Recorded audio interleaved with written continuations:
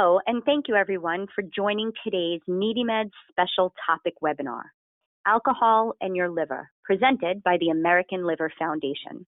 My name is Carla. I am the Director of Education and Partnerships with NeedyMeds. And before we get started, I'd like to go over a few tips so you can make the most out of today's presentation. First of all, if you have any questions, you can feel free to ask them by typing them into the questions section of your GoToWebinar control panel. Just know we will reserve answering questions until the end. If we don't get the chance to answer your question, we will follow up with you via email.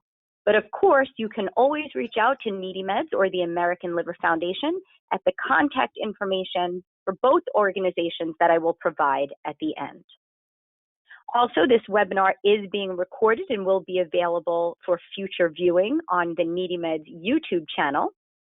And you can find copies of the PowerPoint slide decks accompanying today's presentation in the handout section of your control panel.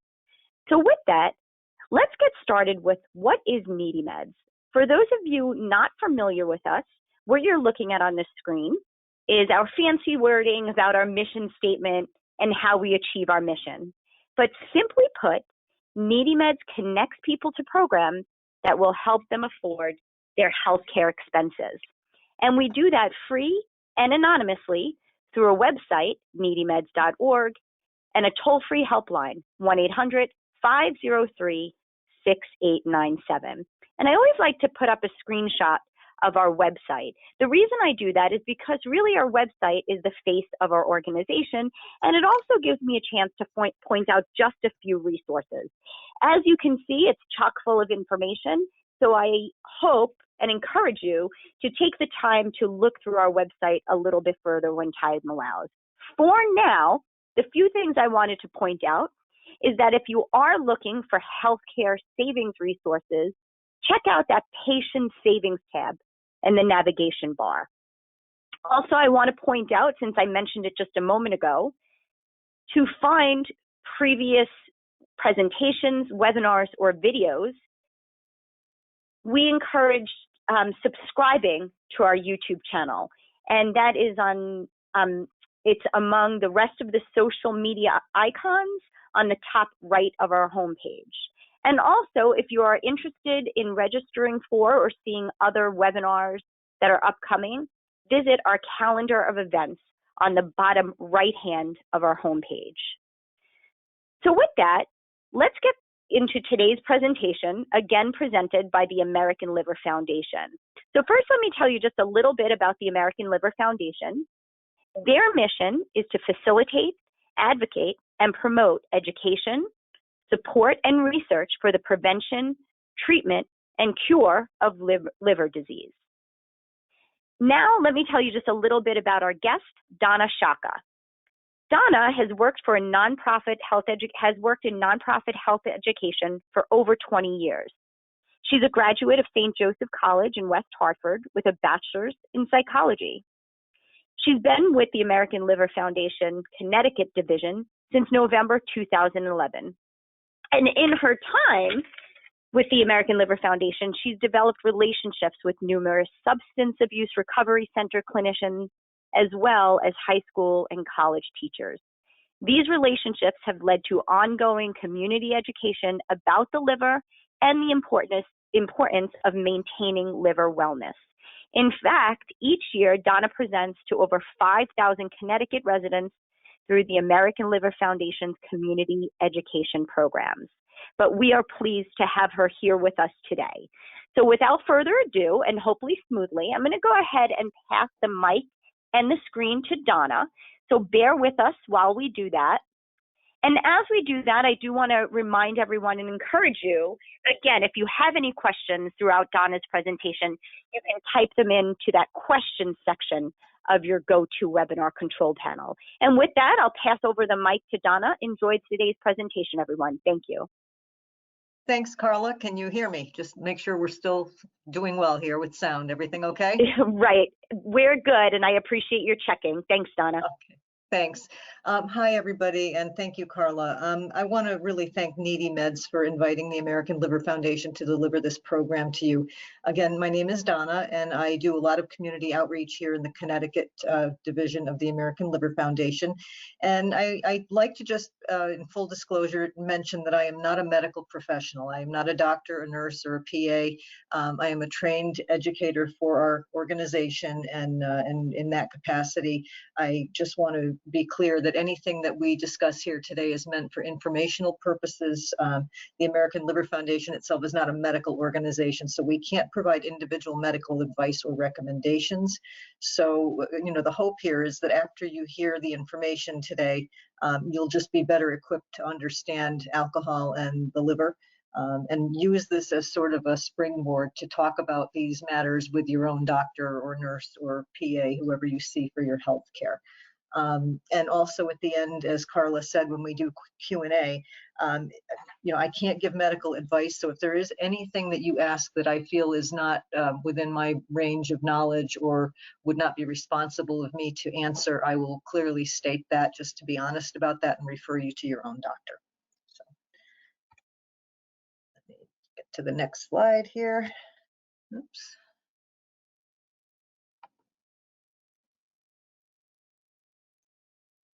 Not sure why we're not. There we go. Okay.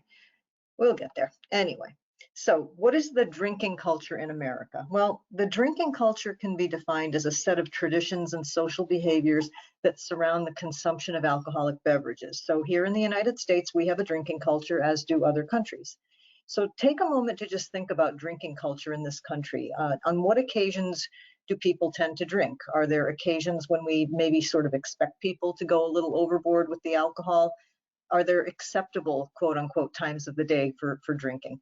These are things that factor into a nation's drinking culture.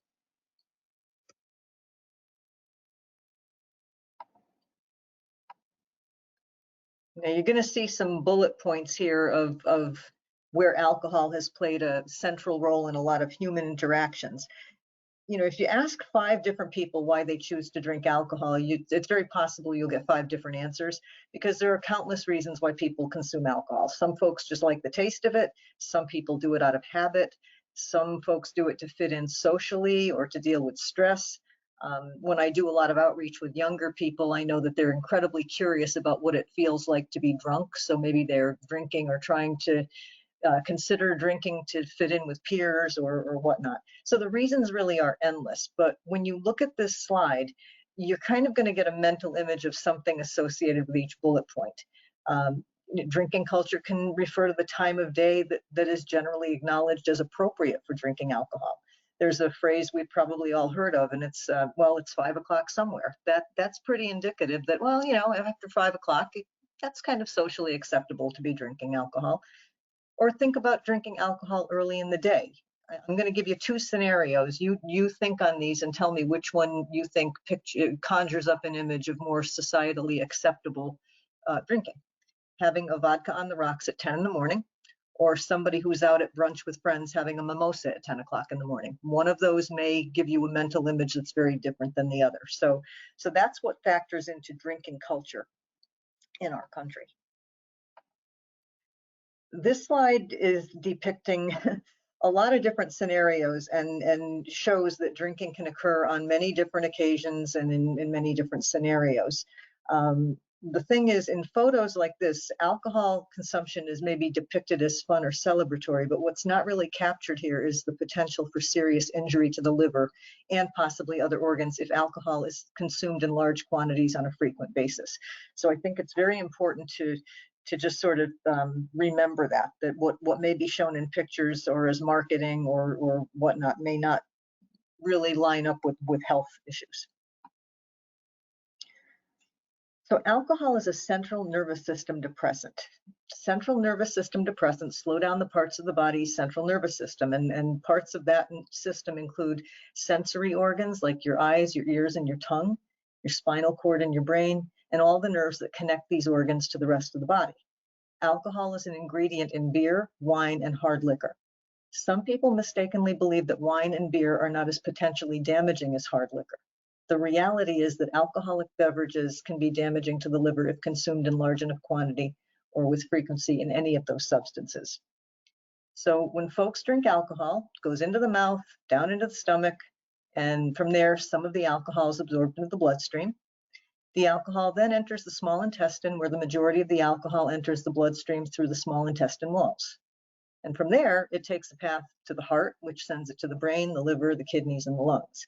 So now you can understand, after you follow that pathway, that the liver isn't the only organ that can be affected by alcohol consumption in excess. It really does affect every organ in the body. In general, the liver can process or metabolize a small amount of alcohol at one time, so any excess circulates throughout the body. Now, for the purposes of this presentation, again, we're speaking generalities because all bodies are not the same, but in general, it takes about an hour for an adult to process one alcoholic beverage. Factors that can influence how that affects people includes their physical condition, their gender, their age, how much food they may have eaten prior to drinking, and other drugs or medications that may be in the body when they drink. Now, there is a distinction to some extent between alcohol abuse and addiction. So I want to sort of go through these two differences here. On this slide are some of the defined indicators of alcohol abuse. Someone who abuses alcohol may not be physically dependent on getting alcohol into the body. That is, if they don't get the alcohol, their bodies don't suffer from withdrawal symptoms.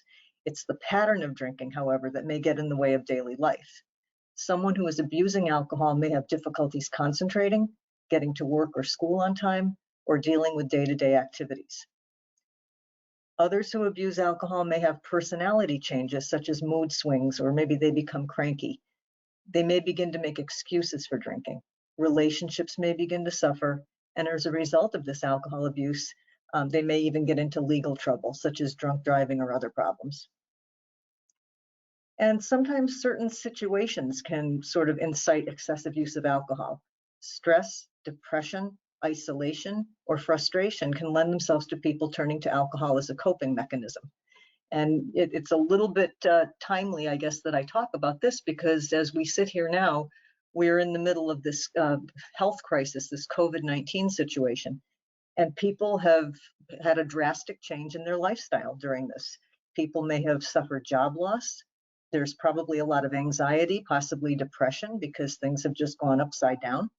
A lot of feelings of isolation or frustration at being cooped up at home for long stretches of time with others. Our lives have really been altered. So for some people, this may be a trigger to drink more alcohol than is typical for them, just to help them cope with all these changes that have kind of come upon us very quickly. So again, alcohol abuse doesn't have to mean someone is addicted, but it can progress to addiction.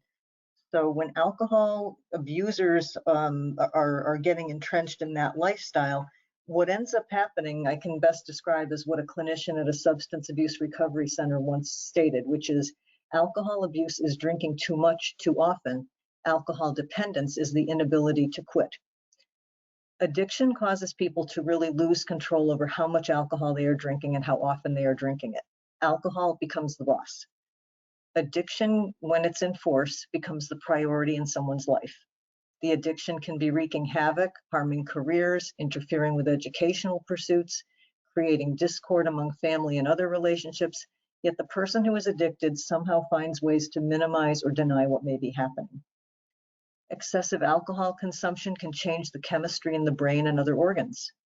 If a person with addiction does not get the alcohol when the body needs it, withdrawal symptoms can set in. These withdrawal symptoms can be mild to severe. The withdrawal may include anxiety, headache, nausea, vomiting, and shaky hands. Severe symptoms can include hallucinations and seizures.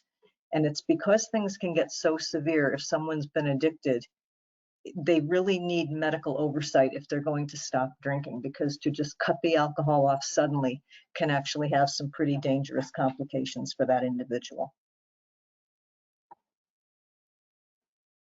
Binge drinking is a phrase that people hear a lot, but I don't know how many people have actually looked at what this exactly means. It's a very common and possibly deadly pattern of excessive alcohol use in this country. The National Institute on Alcohol Abuse and Alcoholism provides this general definition of binge drinking, indicating that it is 5 or more drinks within 2 hours for men and 4 or more drinks in 2 hours for women. So that time frame may surprise people, that it's a 2-hour time frame. And unless you're measuring the amount of alcohol you're drinking in a measuring cup, it can sneak up pretty quickly on people. So the benchmark of binge drinking is that the amount of alcohol consumed in a 2-hour time frame brings the blood alcohol concentration in the body to 0.8 or higher. Blood alcohol concentration is the percentage of alcohol in a person's bloodstream. And I cannot stress enough, and I may say this a couple more times in this presentation, it doesn't matter if the alcohol being consumed is beer, wine, hard liquor, or any combination thereof. They all are alcoholic beverages, and all of them can contribute to blood alcohol concentration levels. I love this graphic because I think it really shows sizing of drinks and what one drink is. You know, when we go to a doctor, I don't know how many of you go to the doctor and you fill out that annual health questionnaire every year, and part of that questionnaire is, do you smoke? Do you take drugs? Do you drink alcohol? If so, how many drinks a week do you have? People vastly underestimate sometimes how much alcohol they consume in a week. So I want to spend a little bit of time. This is a very brief looking slide, but I'm going to sort of pack a lot of information into this to give you a good understanding. Depending on your age, some young people don't know that spirits refers to hard liquor. So spirits would indicate things like vodka, tequila, gin, rum, or whiskey. So that's your hard liquor. Next, be aware that each of the types of alcoholic beverages shown here in these serving sizes contains about 0.6 ounces of pure alcohol. So when you compare them all, one serving size of wine, which can be 4 to 5 ounces, contains about the same amount of pure alcohol as the 12-ounce beer or the 100-proof 1-ounce serving of hard liquor. I want to mention here what moderate alcohol consumption is, just so you have a frame of reference. Moderate drinking in general means 1 alcoholic beverage a day for a woman and 2 a day for a man maximum. So again, these are general terms, but it takes about 1 hour to process 1 alcoholic beverage, but the more we drink, the less effective the process may become because the body can become saturated with the alcohol. Here's a few other little tidbits of information, because part of what I want people to do here is help assess their own drinking patterns or maybe the patterns of people you know. If a beer is labeled light beer, it usually means it contains less alcohol than regular beer, but it depends on the brand. Light may also refer to calorie content. The only beer that would contain no alcohol would be listed as alcohol-free beer. So you need to be aware of what it is you're drinking before assuming anything. Malt liquor tends to have a higher alcohol content per serving than other beverages in the same quantity. So it's usually 6 to 9% alcohol for malt liquor. And one thing that I think is handy to understand is don't judge serving size by the size of the container that you're drinking from, okay? And I'm going to explain what that means. Serving size matters. So for example, some wine glasses, if you fill them to the very top, hold 12 to 16 ounces of fluid. So when someone says to me, well, I only have 1 glass of wine a day with dinner, but that 1 glass is a full wine glass, what they're having there is not 1 alcoholic beverage. They could be having 3 or 4 alcoholic beverages in that 1 glass. That's very important to understand. Again, for a man, that would be a maximum of 2 drinks a day for moderate drinking, for a woman, 1. So if you're having a full glass of wine every day for 7 days, that can be anywhere from 21 to 28 drinks a week, which would fall into an excessive consumption category. The good old red Solo party cup holds about 16 ounces of fluid. So if someone's filling a Solo cup with beer to the top, then that person is consuming more than the 1 12-ounce serving of beer. If someone takes a red Solo cup and fills it halfway up with hard liquor before adding soda or juice to that, that's not 1 alcoholic beverage serving. That is now 8 servings of alcohol. And also be aware that some shot glasses hold more than 1 ounce of fluid. So I get a little bit nervous when people say, well, you know, a shot is equal to 1 serving of hard liquor. Well, maybe it is, maybe it isn't. It depends on the size of the shot glass. Mixing hard liquor with soda or fruit juice or any other mixer does not lessen the effect of the alcohol on the body. What matters is the amount of alcohol in the glass. So for example, if you have 4 ounces of rum in a cup and you add 4 ounces of Coca-Cola, the Coca-Cola is not going to make the alcohol content less in the glass. It's simply going to dilute the rum to fill the cup to a higher quantity. Another thing that I've learned through college outreach, actually, you can teach an old dog new tricks because I did learn this. There are folks out there who mix energy drinks with hard liquor, and this is something that they're doing because the caffeine in the energy drinks kind of keeps them more alert, and so they feel that they can sort of stay at the party a bit longer and keep going. So the problem with that is, even though people feel more alert because they're drinking caffeine-infused alcoholic beverages, the liver is now working really hard to filter all that extra toxin that's in the body. And this sort of does tie into the binge drinking slide. I'm not going to say that everybody who binge drinks is doing so because they've mixed energy drinks with their alcohol, but it's a very strong possibility that people who mix energy drinks with their alcohol binge drink, because they just simply feel less drunk. The caffeine is masking that feeling of intoxication, so they keep going and going. And another myth that I want to mention here is people sometimes think that by drinking coffee after consuming alcohol, the coffee is going to sober them up, or they think that if they take a cold shower, the cold shower will sober them up. The only thing that is going to return your blood alcohol content to 0, which is what sobering up really means, is time. So you can drink as much coffee as you want, you can take as many cold showers as you want. It's time that is going to govern when your blood alcohol content goes back to 0. That's very important to understand. So remember, the liver does not distinguish whether the alcohol it's processing is from beer, wine, whiskey, vodka, gin. Doesn't matter. Alcohol is alcohol as far as the liver is concerned. I want to really make that point clear. Now, I want to talk about toxic effects of alcohol on the entire body, but I want to mention a couple of quick things first about this. Fetal alcohol syndrome is a very real risk for people who, if you're a pregnant woman and you drink alcohol, fetal alcohol syndrome is a condition in a child that results from alcohol exposure during a mother's pregnancy. Fetal alcohol syndrome causes brain damage and growth problems. According to the Mayo Clinic, the problems caused by fetal alcohol syndrome vary from child to child, but defects caused by this syndrome are not reversible. I also want to note that taking any medication when drinking alcohol can be dangerous and may also increase the risk of complications such as liver damage, heart problems, and internal bleeding. In some cases, alcohol interactions may decrease the effectiveness of medications or render them useless. In other cases, alcohol interactions may make drugs harmful or even toxic to the body. So I cannot stress enough the importance of reading warning labels on medications that you're taking.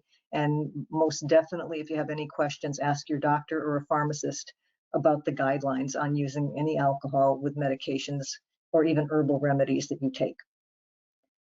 Now, in terms of overall effects of body organs and alcohol, I like to think of the body as a machine. And as with any machine, if you have a problem with a major part, it's likely that the machine isn't going to run well. So when we think about how alcohol can be toxic, it's not really surprising that it can lead to various problems beyond liver disease. Alcohol can affect every organ in the system. Alcohol can affect the pancreas, and this is known as pancreatitis. There are other things that can lead to pancreatitis, but alcohol is one of them. Now think about the word, it ends in itis. Anytime you hear a medical term that ends in itis, what you can think of is inflammation, which is a physical condition in which a body part becomes swollen and often painful, especially as a reaction to injury. Now, imagine if you sprain your ankle, what happens? Your ankle swells up, that's inflammation. So it's your body's attempt to sort of protect itself. And in this case, the alcohol has created an injury to the pancreas and it's sort of inflaming. The lining of the bladder and kidneys can become inflamed as well. And these respectively may be known as cystitis and nephritis. Alcohol can have some pretty devastating effects on the brain. One brain-related condition that can occur is called hepatic encephalopathy, and we abbreviate that to HE just for simplicity here. When the liver becomes damaged, it can no longer remove toxic substances from the blood. These toxins can build up and can travel through your body until they reach your brain, which can cause mental and physical symptoms. These symptoms of HE can be mild or they can be severe. Some of the mild to moderate symptoms of HE can include forgetfulness, mood swings, personality changes, sleep disturbances, difficulty in writing, or slurred speech. More severe symptoms can include marked confusion or disorientation, as well as a condition known as flapping, which is a shaking of the arms and hands. The American Liver Foundation does have information as well as video about HE on its website. So if you want to view that at a later time, you can certainly go to our video library. There are a couple of other things that can occur when people are drinking excessively and it starts to affect the brain. One of these is known as Wernicke syndrome. Now, Wernicke syndrome is a neurological disorder, and it can cause confusion, double vision, and possibly difficulty walking. Another problem that can occur is Korsakoff syndrome, in which a key characteristic is severe memory loss. When these two conditions occur together, it's called Wernicke-Korsakoff syndrome. The non-medical reference to this syndrome is wet brain. Depending on how early the syndrome is detected and treated, improvement may occur over time. This condition, as with others here, requires clinical examination by a medical professional. None of these conditions we're talking about should ever be self-diagnosed. These all require medical input. So I know it's very easy to jump to conclusions, or maybe people go online and research things, but without an examination, don't self-diagnose anything. That would be a problem. When people drink alcohol, particularly in excess, the digestive system can become less effective. Alcohol can block the absorption of necessary vitamins. Now, to reiterate, the body's like a machine. So when one department has a breakdown, it affects the other departments. I've also learned from field work with people who are in treatment for alcohol addiction that it's not uncommon for them to eat very little or to eat and drink a lot of junk food with empty calories. And this can really contribute to malnutrition. People can also suffer heart problems as a result of excess alcohol consumption. The heart muscles can weaken. And finally, alcohol can affect bone marrow. It can hamper the ability of the body to produce white blood cells, which can help fight infections. So people who drink a lot of alcohol may have a higher risk for certain infections. Alcohol can also interfere with red blood cells, which can result from anemia, which happens when you don't have enough healthy red blood cells. Alcohol can also have a negative impact on platelets and other blood clotting ability. So we've talked a lot, or I've talked a lot, and you've listened a lot about what alcohol is, what types of drinking is considered moderate, what's considered abuse, what's considered addiction, and how alcohol can be toxic to the entire body. So I want to just kind of go over the actual unsung hero of the body here, which is the liver. The liver in this picture is that large reddish brown piece of organ that's in this graphic. There are some body parts we can live without. Now, I don't want to, minimize body parts, but for example, the appendix. I know a lot of people who had their appendixes taken out. You can live without an appendix. Maybe it's got some sort of function in there, but it's not considered a vital organ for most people. So that's one thing you can do without. Some body parts we have a spare. We have 2 kidneys. If you have one good, healthy kidney, that can do the work of 2 kidneys. So if you lose one, you're still okay. But when you talk about the liver, we're born with only one, there's no spare, and it is a vital organ. We each have one liver to work with, and it does so much necessary work that we just cannot live without this. We can live for a long time with varying degrees of liver damage, but beyond a certain point when the liver cannot really do the work it needs to do, then a lot of complications can happen, and that's a dangerous situation. The average liver in an adult, again, we talk about generalities, people are different sizes, 3.5, 4 pounds maybe in the average human being. It's on the right side of the body, under the ribs, kind of behind the rib cage. It's flat on one side, it's shaped like a football, but flat on one side. It actually performs about 500 functions. I honestly don't know what they all are. There's hundreds of them. I know it's a protein factory. It does a lot of enzyme production. It's involved with storing of energy, building of muscles, producing bile to digest food. With the help of vitamin K, the liver produces proteins that are important in blood clotting. I keep mentioning blood clotting because the liver is so important in that. The liver can also break down old or damaged blood cells. The liver is important to our immune systems. It can identify and clear bacteria and many viruses that otherwise could pose a threat to our overall health. The liver's a big filter, so it removes toxins from the body, whether we eat, drink, breathe in, or absorb these things through the skin. It helps filter this stuff out. One really cool thing that the liver can do is regenerate or repair itself. As long as it's not too severely damaged, the liver can repair and regenerate. And it's pretty amazing when you think about it. For example, if somebody who needs a liver transplant gets a partial liver, perhaps they've had a living donor, the donor can give 50–60% of the liver to the recipient, and the liver actually grows back to a full size within a few months, and the donor's liver would also grow back. So I think it's pretty amazing, given the chance. This organ's pretty regenerative and can bounce back.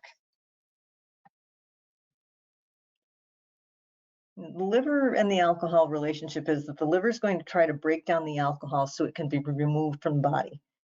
When the alcohol is processed, toxic chemicals result that can trigger inflammation and injure liver cells. If someone drinks more alcohol that the liver can process in a given amount of time, the resulting imbalance can injure the liver by interfering with the normal breakdown of proteins, fats, and carbohydrates. In general terms, as I said, the liver can process one small drink an hour. But when you drink too much, when that excess is there, that's when you run the risk of losing the ability of the liver to process it and having damage occur. The three conditions on this slide all can occur as a result of drinking too much alcohol. So these are I'm going to go through these individually just to help you understand what they are. Fatty liver. Now I want to just mention very quickly here with fatty liver. There is alcohol-related fatty liver and there is non-alcohol-related fatty liver. So alcohol-related fatty liver is caused by drinking excessive amounts of alcohol. Non-alcoholic fatty liver is generally related to things like obesity, type 2 diabetes, high triglycerides, things like that. So they have the same effect on the liver, they just have different causes of what's making them fatty. Virtually all heavy drinkers develop some form of fatty liver. It's very normal to have some fat in the liver, but once you get past that 10 to 15% fat level, that's considered fatty liver. And the name clearly states the condition. Excess fat begins to develop in the liver. It may or may not be accompanied by inflammation. And over time, some people with fatty liver progress to having more inflammation. That inflammation, again, over time, can lead to early scarring of the liver, which is called fibrosis. The good news is that someone with fatty liver associated with excessive alcohol consumption stops drinking, the fat generally goes away over time and the liver can heal. Conversely, if someone with fatty liver continues to drink excessively, the damage may worsen and then that scarring process can occur. Now, I mentioned earlier that word ending in itis. So here we have something called hepatitis. The word hepatitis comes from the Latin word hepar, which refers to liver, and again, itis, which refers to inflammation. Therefore, alcohol-related hepatitis means that the liver has become inflamed or swollen from alcohol being consumed in quantities that are damaging the liver. About 35% of heavy drinkers develop alcohol-related hepatitis. Now, it's important here because I get this question a lot when I'm out doing community education. Is hepatitis alcohol-related or is it hepatitis C? Hepatitis only refers to the condition of inflammation. The causes of it can vary. So again, if you have alcohol-related hepatitis, the liver has become inflamed because of the alcohol. If you have hepatitis C, that too can cause swelling of the liver or hepatitis. So just think of it as a condition, not as necessarily the name of a disease. Hepatitis is a condition of the liver.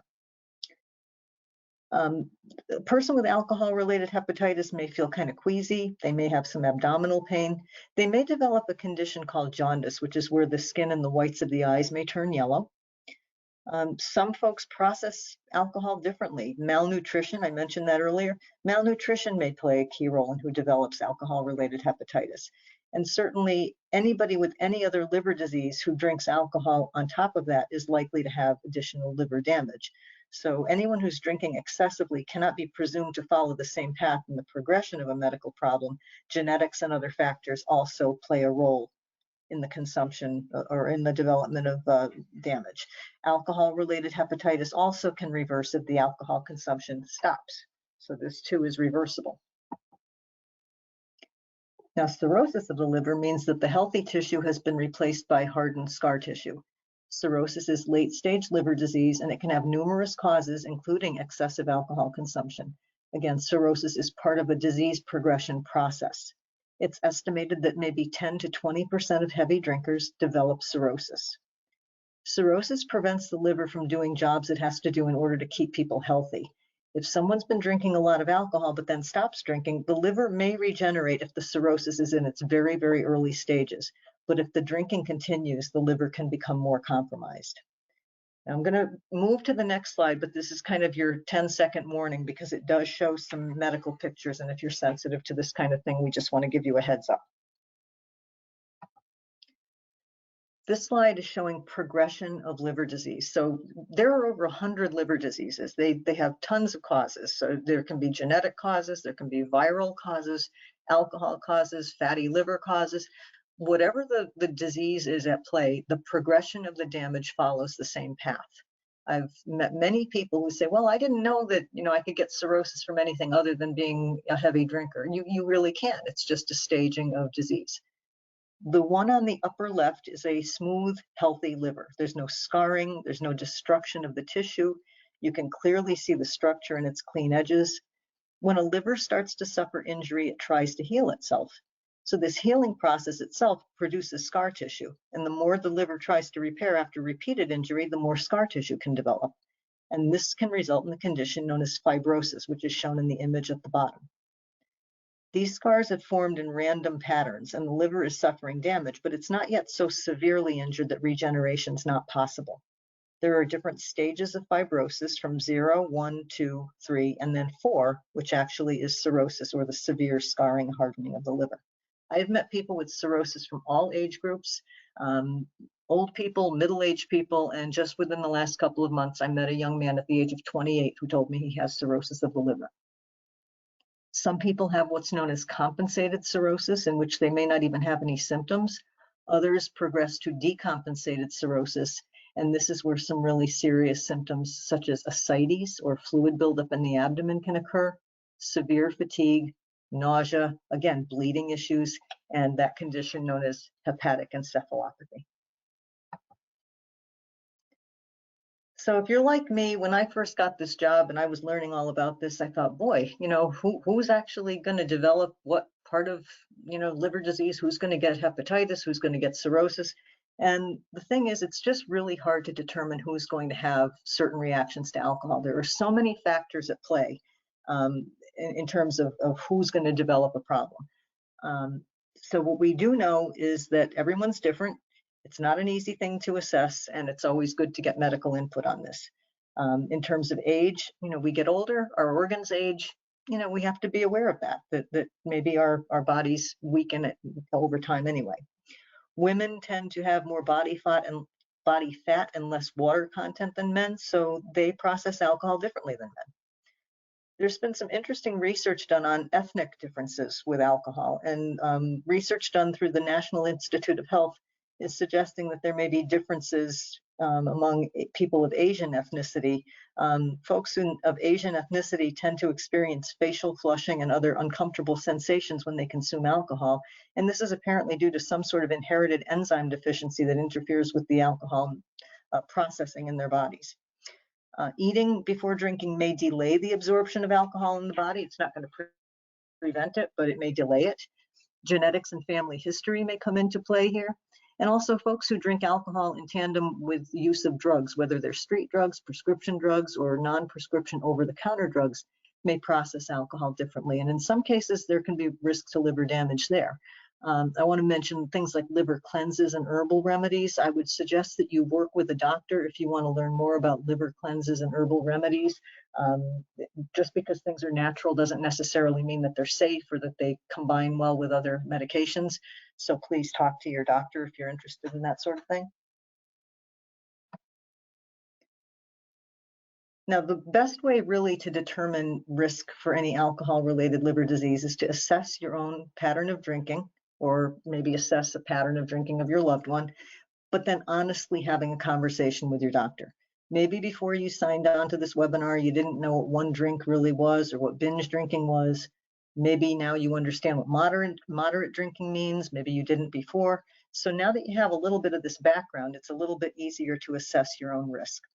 It's really wise to get an annual physical.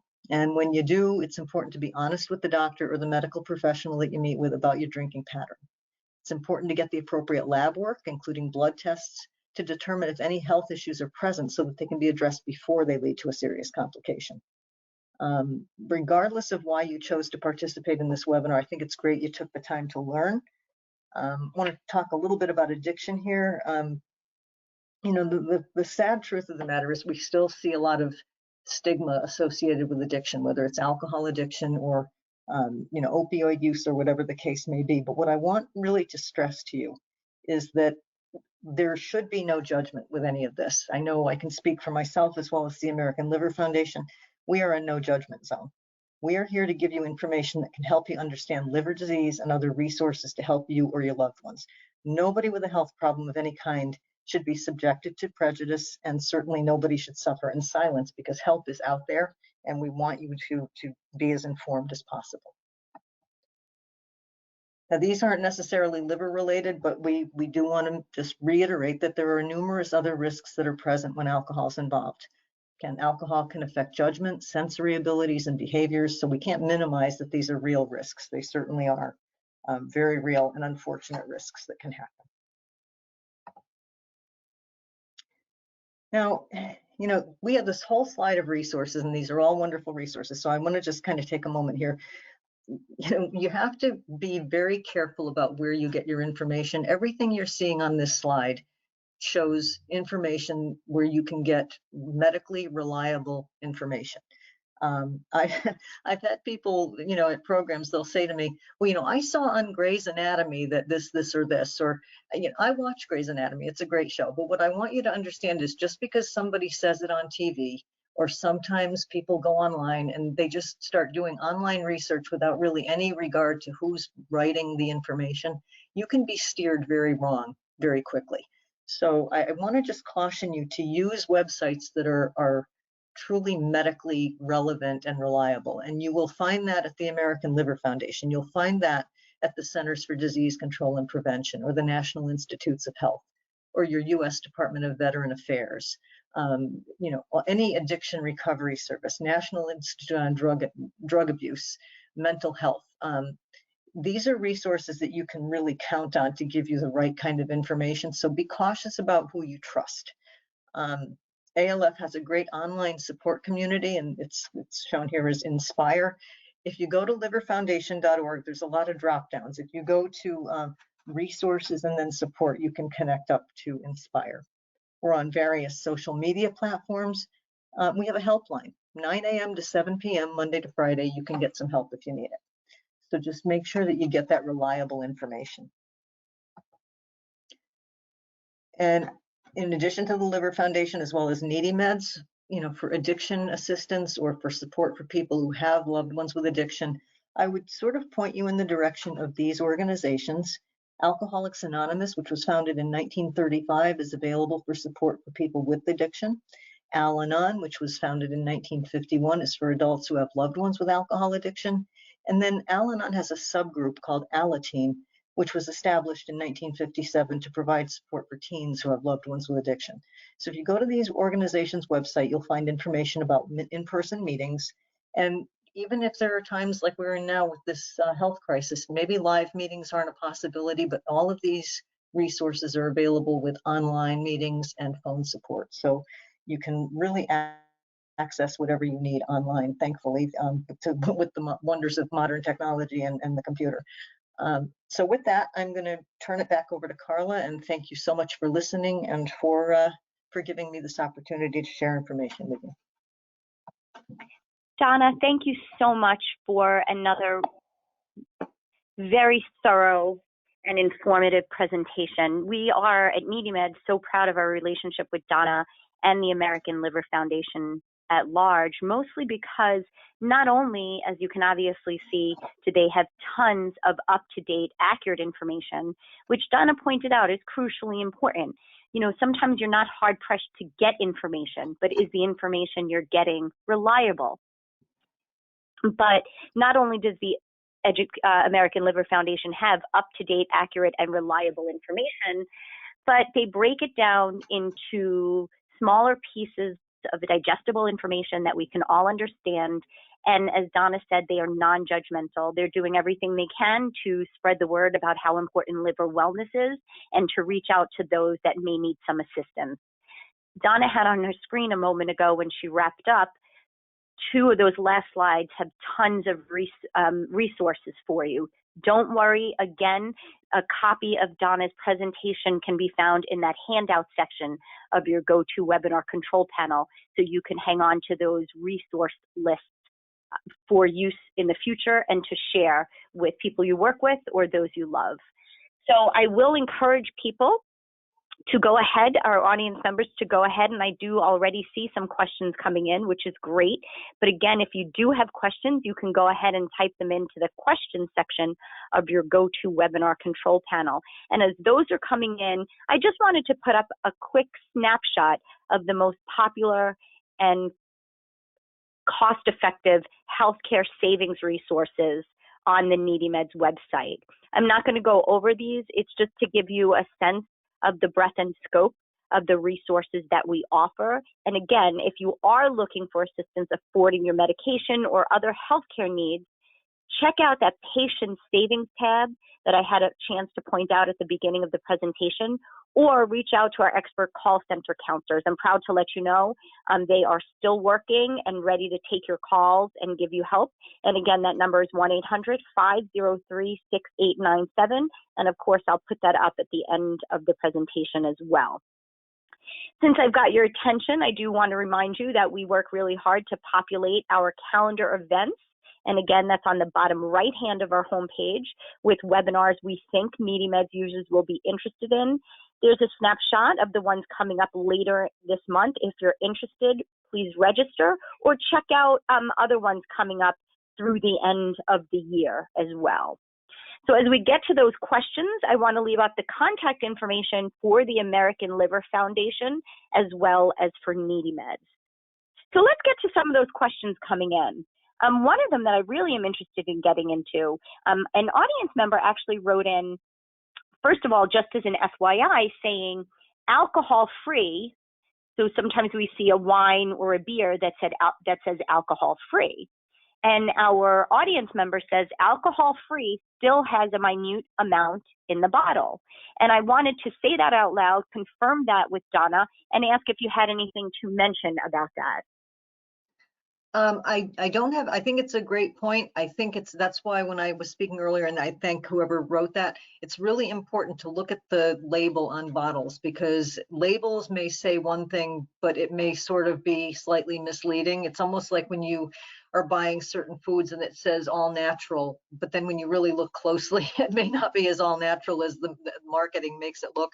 So always take a look at the label and make sure that you see what you're getting. And I think this is a great point that's raised, because you know, say for example, somebody's battling addiction and they're in recovery and they see something and it says alcohol free and they say, oh, this is safe for me to drink. And then they pick up the bottle and drink it, but it really contains that minute amount of alcohol.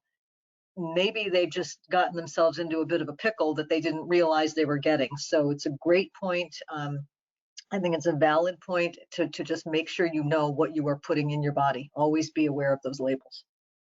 I think that's so important. And the same audience member also wrote in saying, for example, she's purchased alcohol-free wine, and she really is supposed to, for medical reasons, be staying away from alcohol completely. And it still has a minute amount of alcohol, but she likes to use it for cooking. Is the best advice just to stay away from it completely? I think that's a question to really run by the doctor. It may be something where if you cook with the wine, it may cook off in the process, but I don't want to steer anybody wrong with that. If somebody is concerned about that, that's definitely a question to make sure you clear with your doctor. Great. And that's actually what our audience member said as well, that there may be some truth to that. But again, it's really important that this question was raised, because I always feel like if it's on one person's mind, it's probably something other people are thinking about as well. So there's a few more questions. There's a few more questions coming in here that I'd like to get to. The next one coming in is, What kinds of medical tests do doctors do to figure out if a liver is damaged? Well, a lot of it starts with blood testing. So there may be liver enzyme tests. You know, we go for a normal physical. They often will run just kind of an overview of all the organ functions to make sure things seem to be okay. But liver function tests can be run, liver enzyme tests, and there's two particular liver enzymes, the ALT and the AST enzyme. So they'll take a look at those, and sometimes people have high readings on these enzyme levels, and I don't know what the healthy ranges are for everybody because I think they differ with age and gender. But if you ever get and I think it's important if you can get a copy of your lab report, because then you can look at these things. You may not really understand everything, but lab reports will show you if something's out of normal range, and it can inspire you to get more information. So liver enzyme tests are one indicator. There are probably other types of blood work that are ordered. Bilirubin might be a test that they would take a look at. Again, bilirubin is a waste that's in the body. So if those levels are high, that may be something to do with the liver. If doctors suspect that there could be some sort of problem going on with the liver, they may order things called imaging tests. And imaging tests would be things like ultrasounds or MRIs. These are sort of ways to get a picture of the liver, to see what's going on in there that a blood test might not show. There may be other scans that they would try to do. It depends on what the doctors find as they're going through these tests that would determine the next step in a diagnosis. Some liver diseases, you have to exclude other causes. So, for example, somebody with non-alcoholic fatty liver, they may have to rule out other things before they reach that diagnosis. Again, I'm going back to what I said earlier. It's very, very important to speak honestly when you're at the doctor, because if you're not giving a full picture of your current situation, your lifestyle, your habits, whatever they may be, the doctor may not know to run certain tests, particularly if you're not having any specific symptoms of a problem. And that's also good advice in general, not just when you're maybe visiting for a liver-related condition. Exactly. Thank you, Donna. And another good question that just came in. I've heard using a liver cleanse from a health food store can repair my liver. Is that true? Well, here's the deal with cleanses and supplements in general. And I don't think anybody is going to say, as a blanket rule, don't ever take a supplement or whatever, because people do take vitamins. But certain products are not subject to the same stringent oversight as medications that are prescription or over-the-counter drugs. And liver cleanses, liver detoxes, and supplements sort of fall into that category. So if somebody's concerned about having cleaning their system out or doing something to try to repair their liver with a supplement, I would urge you to always discuss that with your doctor, because it's important to not take things that might conflict with other things going on in your system, or sort of not play nicely with medications you may be on. It's just the safer way to do it. We can't endorse necessarily a liver cleanse. This is really a medical discussion, and we just want people to always go back to that expert in your care group, that doctor, that physician assistant, that nurse practitioner, somebody who has a background in this, and they can guide you. There may be some sorts of cleanses that are natural in terms of fruit juice cleanses or something like that. Maybe you don't need to rely on a product. Always talk to the doctor about that. And again, advice for us in general, not only for when speaking to a doctor about a liver-related issue. Correct. And we have another question coming in, and I think with this question, we're going to wrap it up, because we do try to keep the question segment brief. But again, if you did ask a question that we didn't have the chance to get to, we will follow up with you via email, or of course, you can reach out to either the American Liver Foundation or NeedyMeds at the contact information on your screen right now. So the final question is, how long does it take for a person's liver to recover after they've been drinking for a long time? Boy, I get this question so often, particularly when I'm doing education in substance abuse recovery centers, because this is a group obviously that's high risk for problems. It really varies on the individual. I mean, if some people have really hardy systems and they can rebound quickly. Other people are in weaker conditions. It depends on whether there's other medical conditions going on at the same time. There's so many factors that come into play there. And I wish I could say that, with some magic number that, oh, if you've been drinking for 15 years, it'll take you 6 months for your liver to go back to a nice, healthy liver. But there really isn't one answer. It's just a matter of your particular situation. And certainly, again, I'm stressing medical input here. Anybody who's been told that they have a medical problem of any kind, but with your liver, as I'm talking about, it's extremely important that you stay in touch with your doctor and keep those medical appointments. And regardless of whatever kind of liver disease you have, I mean, we're talking mostly about alcohol today, but say you had a disease like hepatitis C. As soon as you have one issue with your liver, it's imperative that you avoid alcohol, because whatever is bothering your liver it doesn't need multiple things irritating it. You need to give it time to sort of rebound. So the less strain you put on it, the better. But staying in touch with the doctor and getting those follow-up appointments and doing whatever testing is necessary is the best way to monitor the healing process, and hopefully it will heal for you. Well, thank you again, Donna, for a very thorough answer. And thank you to our audience for taking time out of their day to join us for today's NeedyMeds special topic presentation, the American Liver Foundation, Alcohol and Your Liver. As I said, we're going to wrap up today's presentation with that last question.